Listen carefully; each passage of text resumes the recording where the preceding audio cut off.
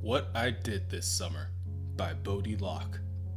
Well, bad guys shot his daddy, so his mom and his uncle Duncan drove them across the country.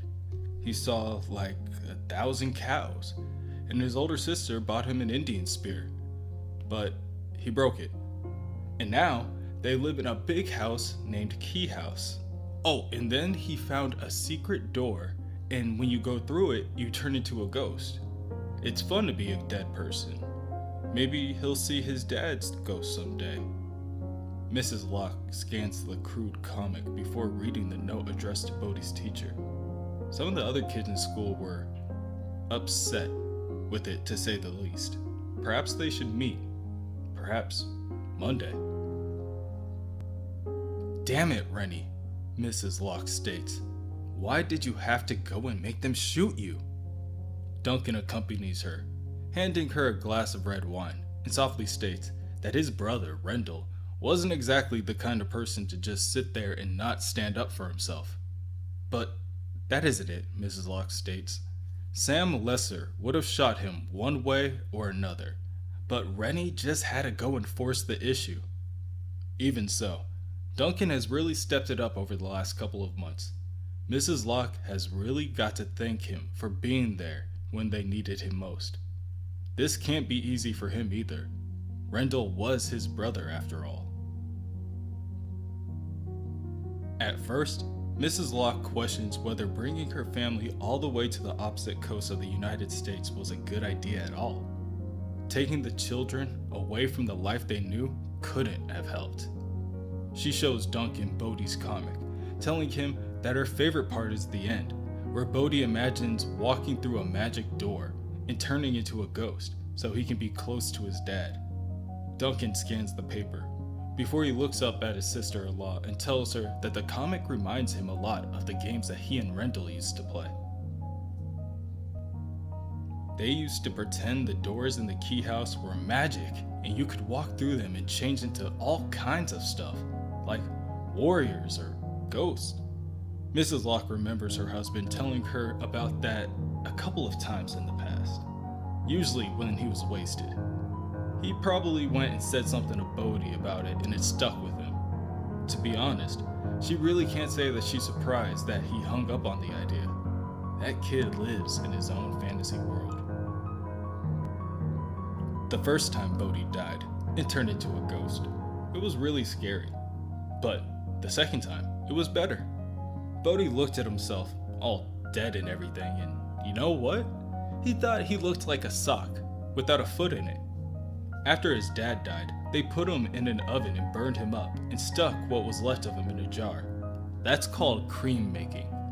Bodhi got sick just thinking about it before, but his brother Tyler said that his dad couldn't feel it.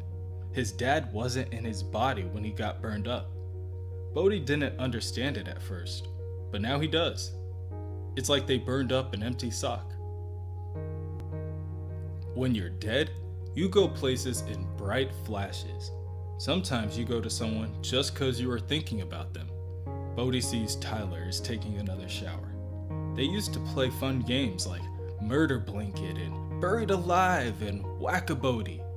But now Tyler never wants to play. He just wants to be alone and shower or something. Bodhi bets that it's really bad for your skin to be in water that long. It'll probably make Tyler's skin all wrinkly. As Bodhi inches forward, his spectral form cools the water considerably, causing Tyler to let out a yelp in unexpected shock.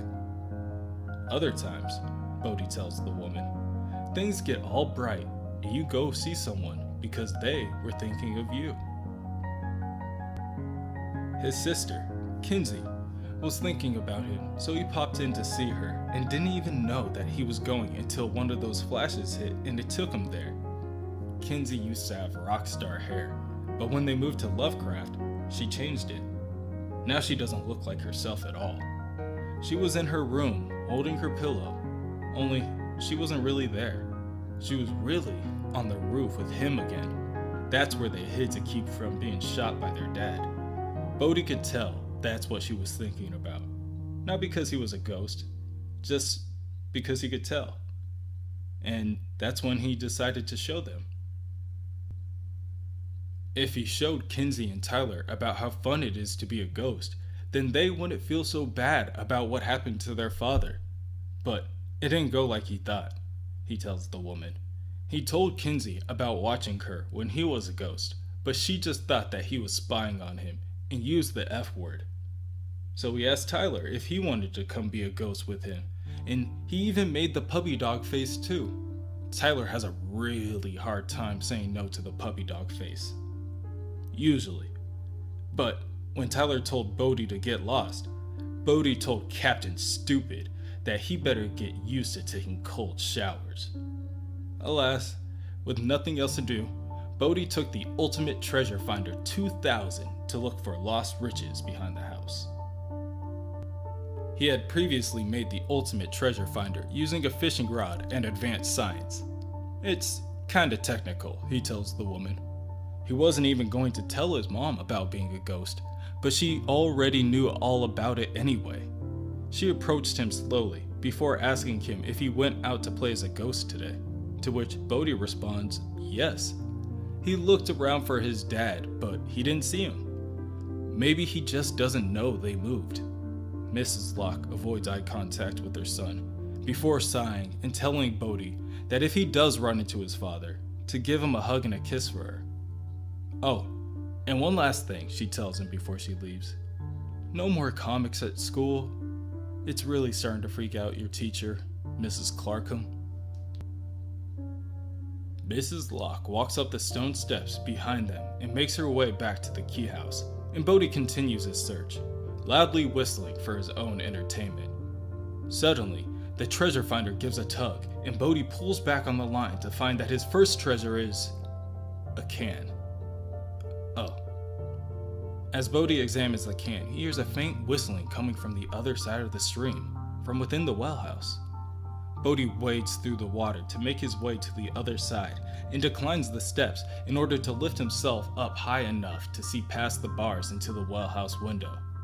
With nothing in sight, Bodhi grows more curious and climbs into the small building.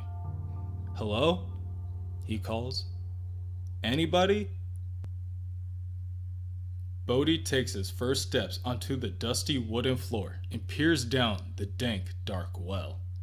His first test is a whistle. He lets out the same song he did when he searched for the treasure, only to find that the sound from the bottom of the well did not repeat his own. It made its own tune. Strange enough, the boy thought before asking the sound directly, "Are you my echo? Go? Go?" The sound of his voice bounces from wall to wall and rang all the way back up to meet him. Bodhi smiles at the occurrence. This house is certainly filled with yes, a voice states, causing Bodhi to freeze in place. Yes, I am, Bodhi. Terrified, the thought of a creature hiding at the bottom of the well brings Bodhi to his senses and he scurries out of the well house, all the while the voice telling him to wait and don't go. Bodhi rushes to his older siblings, and the first thing Tyler says is that Uncle Duncan warned them about going into the well house. It's the only rule. The damn thing is caving in, for crying out loud. But Bodhi pleads for Tyler and Kinsey to follow him. Seeing the expression on his younger brother's face, Tyler decides that he better check it out. He pokes his head into the well house and examines the area briefly. He even calls out to the well, only to be greeted by his own echo. And perhaps that is all that Bodhi heard, just his own echo. Exactly, Bodhi shouts, hoping that his brother is starting to understand. That is what she said. She said that she was my echo. Oh, did she? Tyler questions as he raises his eyebrow. Kinsey takes the opportunity to reason with Tyler that maybe Bodhi is right. Tyler then explains to Kinsey that there is about a century worth of old dust all over the floor, but only one pair of footprints, Bodhi's. And even if someone did manage to get into the well house and fall down the well, they would be screaming their head off right now. Their mom is having a hard time as it is, Tyler reasons with his brother, to try to quit all the nonsense before she wises up and sends him to a clinic for crazy people. That night, Bodhi dreamt that he was in the basement of his old home, with his father. A lone light fixture swung from a low ceiling slowly as it dimly lit the ground beneath it. Bodhi remembers seeing the number 11 on a blackened door buried underground. A vicious dog, fangs and claws protruding as it snarls and pants, awaiting its prize buried underneath. The sound of scratching was deafening. Bodhi's father asks him if he wants to hear a knock-knock joke. Curious to what is going on around him, Bodhi questions his father. "But that's not right," his father says, now looking down at Bodhi, revealing a large gunshot wound through the right side of his face. "You're supposed to say, 'Who's there?'" After that, Bodhi got scared and woke up, which is silly, he tells the woman. Being scared of dead people is the silliest thing. You would think that he would know that by now. As a matter of fact, Bodhi could get used to being dead himself. Nothing can hurt you when you're dead, and nothing bad happens to you. Being dead is easy and safe, and it's really cool. Everyone should try it. "Everyone does, Bodhi," the woman replies. "Sooner or later." "Oh, right. Anyways," Bodhi continues, "that is when Bodhi decided to turn into a ghost and explore the well for himself." Bodhi arrives at the bottom of the well to find a young woman with long black hair that was complemented by her longer, darker dress, combing her hair. She had a small pouch tied around her neck, and there was something about her that Bodhi found familiar. "Is someone there?" the woman in black called out. "Is it you, Bodhi? Playing ghost? I heard your mother talking about you playing ghost. Is that what you're doing now?" Bodhi is instantly caught off guard. No one was ever able to sense him before. He begins to fly to the top of the well, but the woman in black calls out for him, trying to comfort him by telling Bodhi that she isn't afraid. She just wants to be his friend. He has to be her friend because no one else can see her. She then asks for Bodhi to come back and talk to her when he isn't a ghost. He shouldn't be afraid of her because all she wants to do is talk. And besides, she'll be way down at the bottom of the well, and he'll be all the way up there. So what's the harm? Bodhi couldn't argue with her. It was foolproof logic, after all. So they become friends, and Bodhi proceeds to tell her everything that has happened to him since he found out the door makes him into a ghost. The woman in black, for one, is happy that Bodhi found the door. She appreciates his company, as it does get lonely in the well house sometimes. Bodhi figures that there must be some way to get the woman in black out of there, but she tells him that it's humanly impossible. Even if someone dropped a rope, she would still be stuck there because the door to the well house is magic too. Echoes can come to life there, but they can't step through the well before fading away. It's okay though. This well is the woman's home now. She's used to it. This perplexes Bodhi. Just how long has the woman been down there? But that is hard to say. Right now, the woman tells him, she is his echo. When his father was a boy, she used to be his echo. And she's echoed others too. Oh, Bodhi's dad knew all about the doors, and they used to talk about them all the time. There was lots of doors, she tells Bodhi. Doors to other worlds, doors to other possibilities. You want to be a grown-up? There's a door that will turn someone into an old person when they walk through it. There's another that will turn someone into a girl, and it would turn Bodhi's sister into a boy. And then there's the anywhere key. With that one, someone could open almost any door and step through it into anywhere in the world they would like. As long as a person has a clear picture in their head of where they're going, they could unlock their bedroom and step into Paris. And that's when Bodhi realizes that the woman in black has been thinking about it all wrong. Bodhi explains that right now she can't go through the front door without fading away. But what about some other door? Some other door? Oh, says the woman in black, now understanding the child's unfinished thought.